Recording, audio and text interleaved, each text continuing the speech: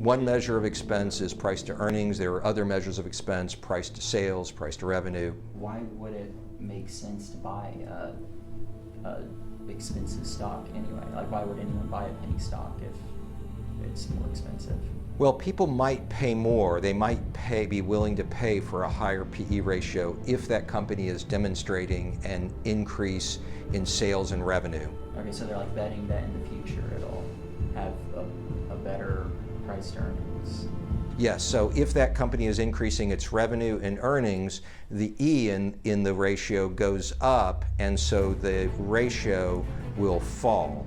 And so what might be a stock with a high PE ratio, let's say 35 today, if they keep increasing their earnings faster than the stock price goes up, then the PE ratio will decline.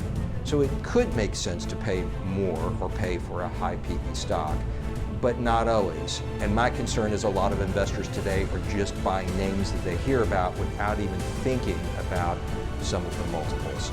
There's so much liquidity in the system. The Fed has lowered rates over time, has rained money on citizens to try to help through the pandemic. And we are now in a phase where people are buying things at any price without considering the ramifications of putting money into expensive assets.